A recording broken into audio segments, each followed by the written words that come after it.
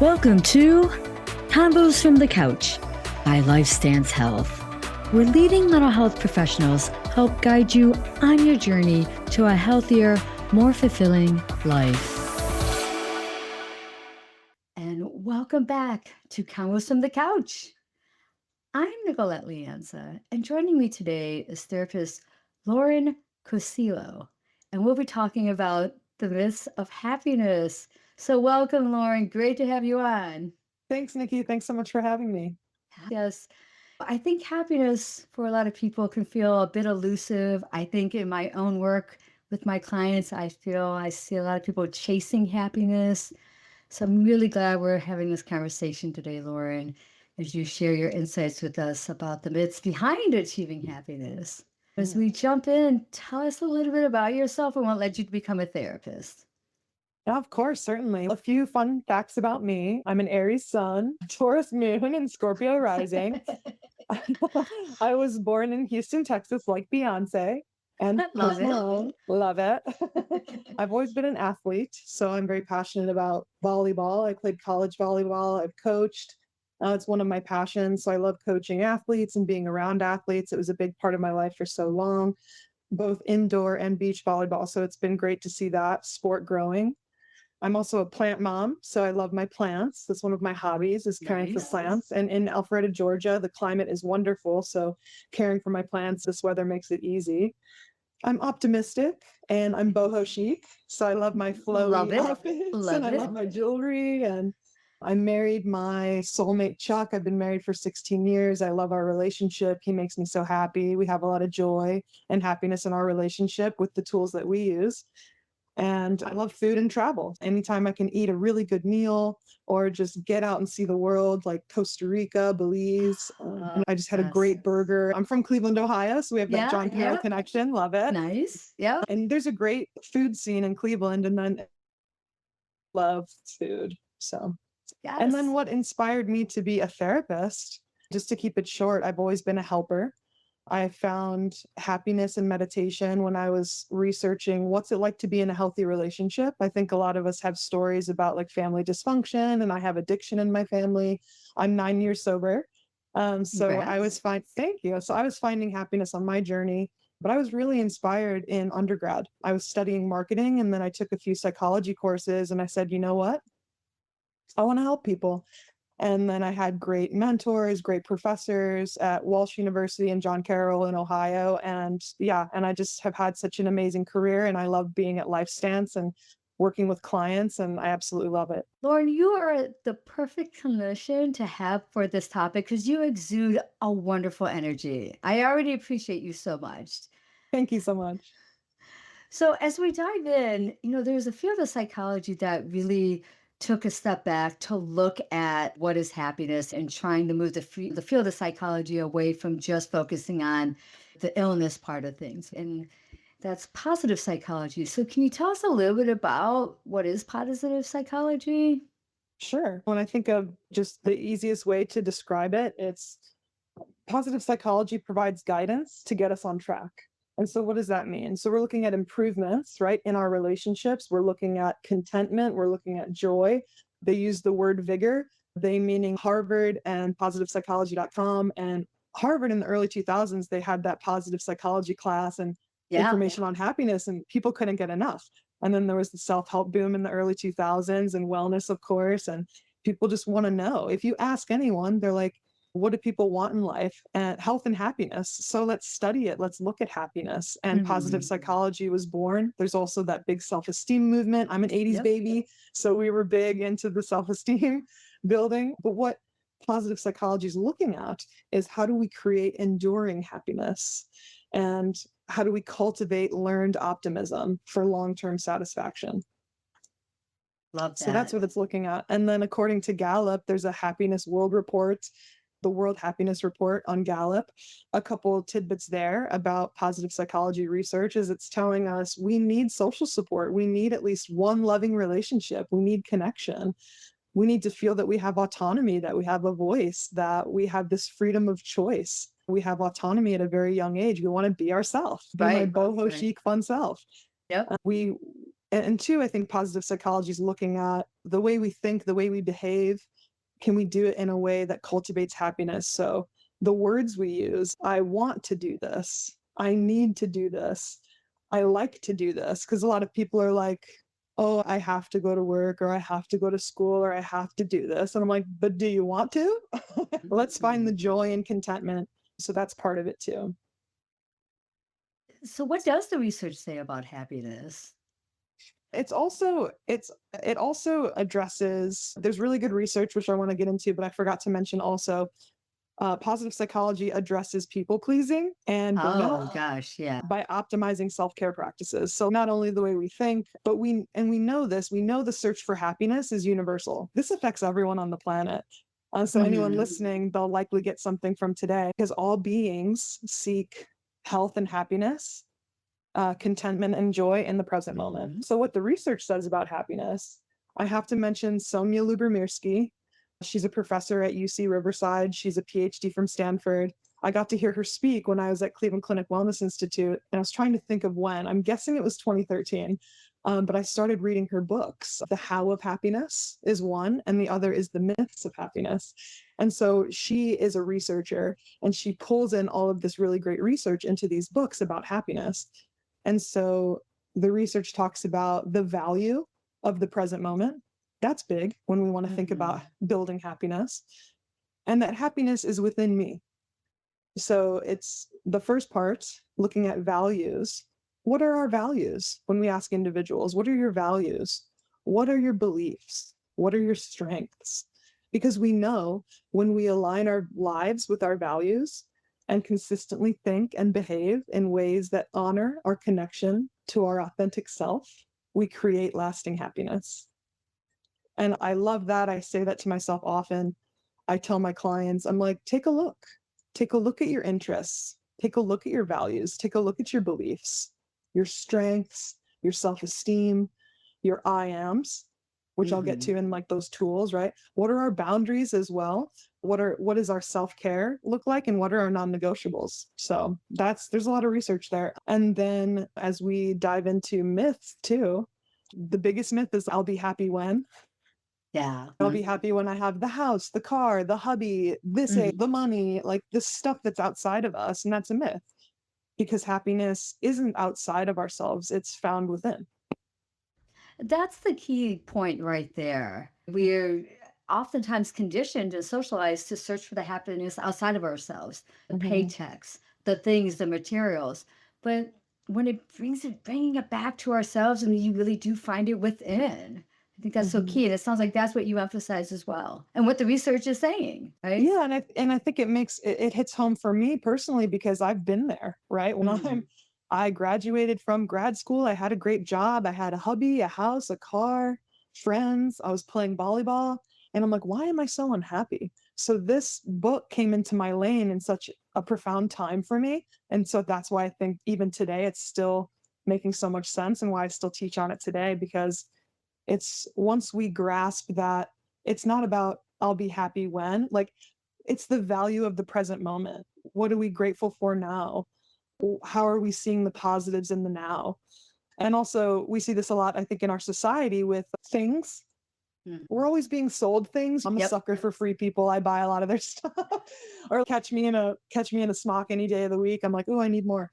But it's not necessarily more stuff, because that's empty. And I think we know that. I think we know like experiences over stuff. And you know what? We live in a physical world. Stuff is great. Have the stuff. Love your stuff. Value your stuff. But what the research says too is to be mindful of the hedonic wheel. So the hedonic wheel example is imagine there's a series of things floating around you, a bag, shoes, Mm. a trip, a car, a friend, right? And these are just things, and we achieve them and then we feel empty. So it really has to align with our values. What do we really care about? Because the stuff is it's empty. Which is why I think that old adage, money can't buy happiness. A certain amount of money can help with the basic needs of life and have some comfortableness, Yeah. but beyond that, it really can't buy happiness. It maybe gets you a lot of emptiness, but a lot of times people confuse it, definitely confuse it. Yeah. And I think about in the happiness research, the happiest people have their basic needs met. We think of the Maslow's hierarchy of needs. Mhm. We have our basic needs and then we self actualize. And the Yeah. happiest people across the globe have connection to their social supports. They value the work that they do. It speaks to them in some way. They Mm. have a schedule that they're proud of. They go to work, they come home, they have food, they have connection, and that's all. And if you Mhm. look, they have depending on where you live, they have very minimal things. The things that they have, they value. And yeah, unfortunately, we can't buy happiness. It has to be cultivated from within, and there are real tools to do that. Which we will get to for sure. That's right. But before we do, tell us about some of those myths about happiness. Yeah, I think for today, I want to stick with those top two because really the myth that happiness is found outside of us. How do we then break that down? So we talked about the hedonic wheel. I think that people question what are those practices I can go within and find happiness, like we have everything we need within us. Really what we need to do is start practicing a mindset of valuing what we currently have, and then a little bit more about the present moment, honoring the chapter we're in, right? So that Mhm. first myth, I'll be happy when, kind of projects us into the future, and really we want to be mindful that this is the chapter I'm in. We, like when I was in my 20s and I'm like, maybe I'll be happier when I'm older and I make more money and I have more experience. And then I learned to honor the journey I was on and to soak up every bit of my 20s and then every Mhm. bit of my 30s. And I tell people this, I tell my clients, like, what chapter are you in? Maybe you're in school and you're gathering information and experience, but maybe you want something outside of you in the future, like you want the spouse or you want the high paying job or you want to have 5 trips under your belt or all this experience. But let's stay within the experience you're in and soak it up like a sponge and Yeah. value it and be grateful for it and find the positives because that's really going to help cultivate happiness every day.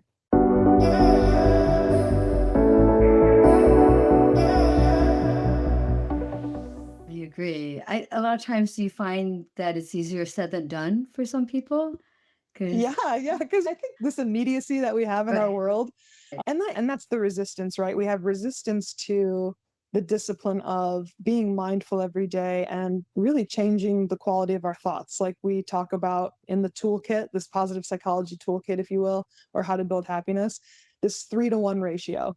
So for every negative, there's 3 positives, right? I'm unhappy, I'm anxious, I'm depressed. These are the things that are going wrong. We start to focus on what's going well. For every one negative, there's 3 positives. And I'll give a simple Mhm. example. Like it's 87 degrees, sometimes 100 degrees in Alpharetta. It's hot out. And in our office, it's really cold. I think it's 68 degrees, and that's like what Ooh, I sleep at. So my toes and fingers are just so cold. So I come in and I go, my fingers are cold. I don't like it. Now that's my version of a negative thought, right? I don't like it. It's cold. Okay, 3 positives. I'm grateful for the AC.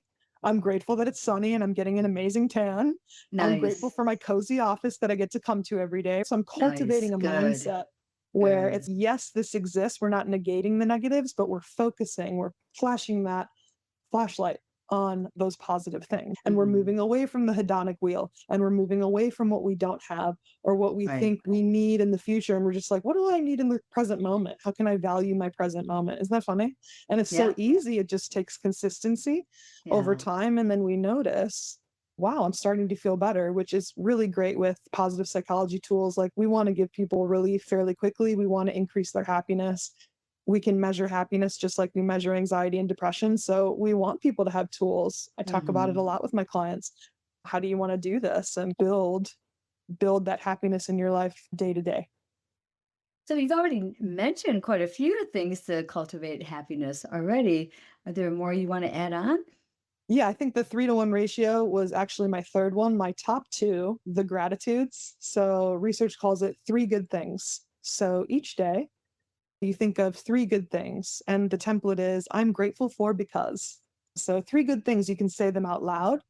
It's in the research, it says to write them down. So for clients and people listening at home, is have a gratitude journal and write down those 3 good things. I'm grateful for my cup of coffee. There's no big or Mhm. small. I'm grateful for my cup of coffee Mhm. because the beans are amazing and Love that. it warms my heart in the morning as part of my morning ritual. I'm grateful for the sun. I'm grateful Yeah. for it, right? And so we want to be specific we want to be kind and positively phrased. But the three good things, if you do that every day or just 3 times a week, right? Mm. Every day, right? We want to give people realistic goals. So one is better than zero, two is better than one. But if you give yourself 3 times in a week to write down three good things, you write it down in the journal.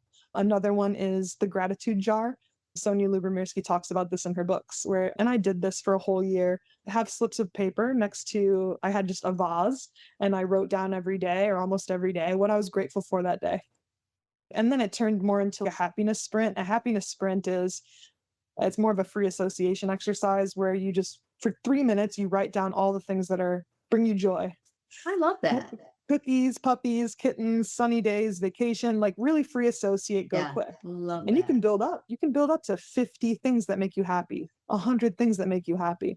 And the gratitudes are more those specific things, really helping us focus. So gratitude is huge. And I'm sure you practice gratitude. It just lifts us up. It makes us feel Yep. better. Yep.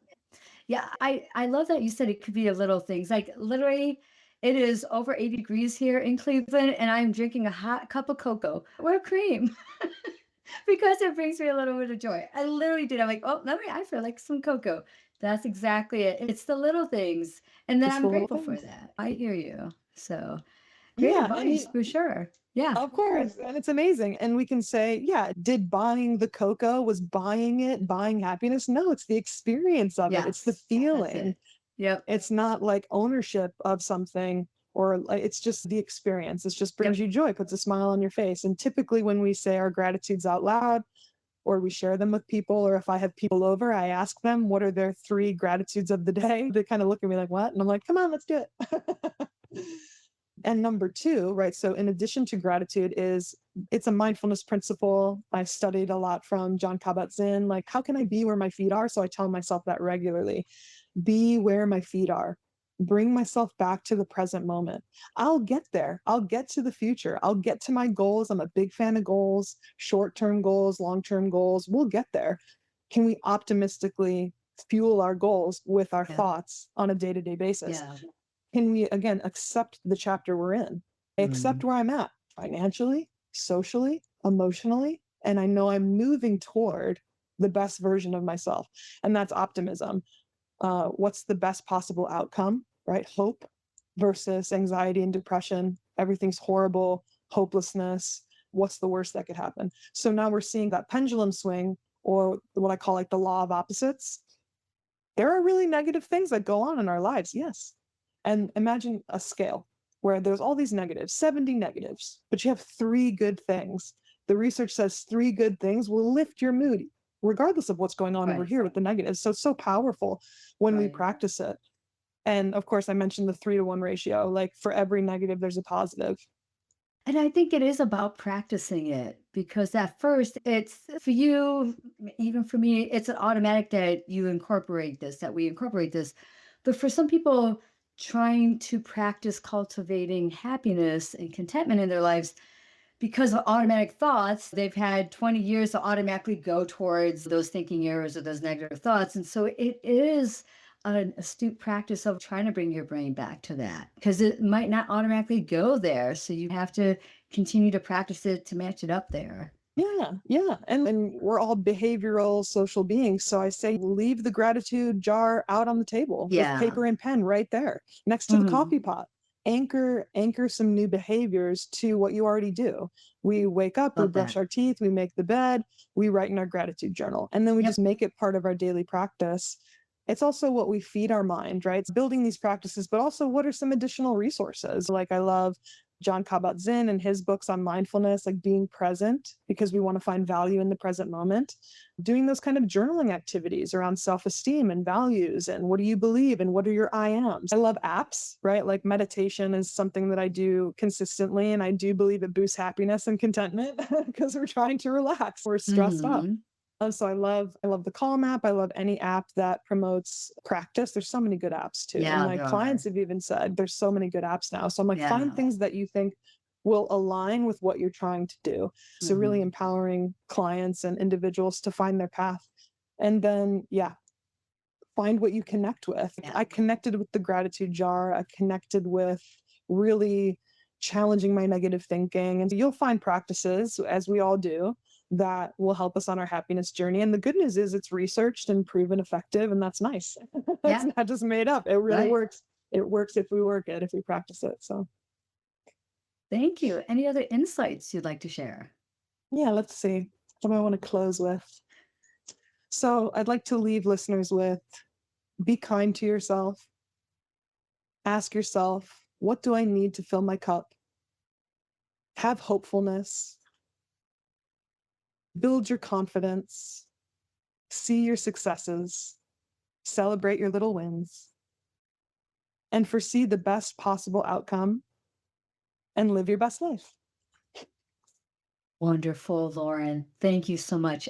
I'm very grateful for our conversation today. Our listeners are going to take so much away from this. So thank you again. Thank you so much, Nikki.